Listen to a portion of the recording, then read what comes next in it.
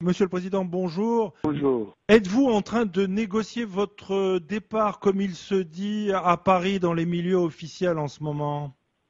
Oui, j'ai appris que ça se dit à Paris, mais on n'est pas encore à ce stade-là.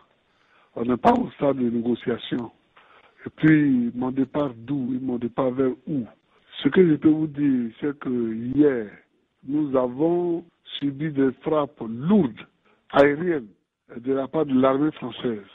L'armée française a détruit tous les chars dont nous disposions, dans tous les camps, y compris à la résidence du président de la République et à la présidence de la République.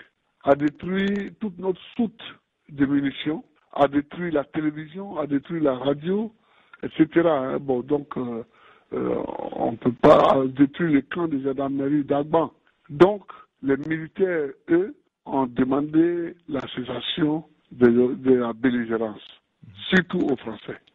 Bon, ça entraînait bien entendu une suspension des hostilités générales. Les militaires sont en train de discuter ça. Après cela, je souhaite que les civils, les politiques prennent le relais et discutent de la sortie de crise.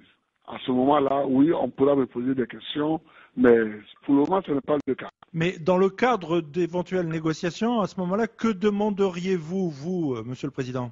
Moi, je ne demande rien. Je demanderai la vérité des urnes. C'est tout. Il y a eu une élection le 28 novembre 2010. C'est cette élection qui a entraîné toute cette pagaille. Après cette élection, chacun des deux protagonistes s'est déclaré vainqueur.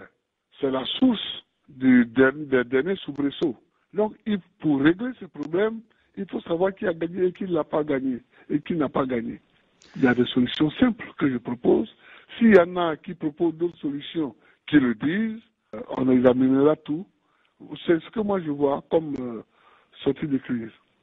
Aujourd'hui, Monsieur le Président, êtes-vous retranché dans un bunker? Oui, je sais que beaucoup disent ça, mais moi je suis à la résidence du président de la République. Déjà en 2002, quand on avait été attaqué par la rébellion, la même d'ailleurs, on avait dit que j'étais retranché dans un bunker. Mais enfin, quand il pleut dehors, je crois que chacun se met à l'abri dans sa maison. C'est ce que je fais. C'est ce que je fais. Ça n'a rien d'une bunkérisation. Hein. Voilà. Et à l'endroit où vous êtes, qui est avec vous? Oh, je suis d'abord avec ma famille parce que, contrairement à beaucoup d'autres qui sont allés déposer leurs enfants, leurs frères, leurs sœurs en dehors de la Côte d'Ivoire, moi je suis ici avec toute ma famille. Nous ne fuyons pas, nous. Il y a eu plusieurs tentatives de dialogue durant ces 4 derniers mois. Ne regrettez-vous pas d'être allé jusqu'au bout, disons? Non, moi je ne regrette rien. Je défends une idée. Je dis que mon adversaire n'a pas gagné les élections et que c'est moi qui les ai gagnés. Et j'ai des arguments. Que comptez-vous faire maintenant? Ben, moi je suis là, je suis à la présidence de la République. Je vais au Conseil des ministres, je signe les décrets, j'examine les dossiers, je continue. Aujourd'hui, le président Obama des États-Unis, une nouvelle fois, vous demande de partir. Le président Sarkozy vous demande de partir. Mais ils ne sont pas électeurs ici et qu'ils ne sont pas membres du Conseil constitutionnel. S'ils ne respectent pas nos institutions et qu'on veut prendre des chefs d'État étrangers comme institution chez nous, évidemment, on n'ira nulle part. Si on ne veut pas respecter les institutions et qu'on veut compter sur les frappes aériennes faites avec des armées étrangères dans nos pays pour être président, évidemment, on n'ira nulle part. Parce qu'aujourd'hui, un tel appelle l'aviation française. Demain, un autre va appeler l'aviation chinoise. Après-demain, un troisième va appeler l'aviation russe. Non, on ne s'en sortira pas comme ça.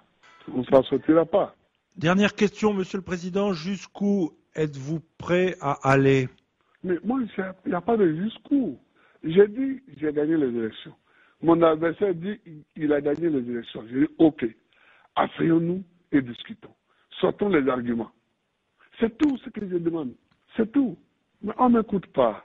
Donc voilà. Il n'y a pas de jusqu'où on veut aller. Il n'y a pas de jusqu'au boutiste. Ici, il s'agit d'élections. Or, quand à la fin d'un processus électoral, deux candidats se déclarent vainqueurs, c'est qu'il y en a un forcément qui est élu et l'autre se trompe de bonne foi ou alors il ment. Donc il faut régler cela. C'est ça qu'il faut régler. Monsieur le Président, merci.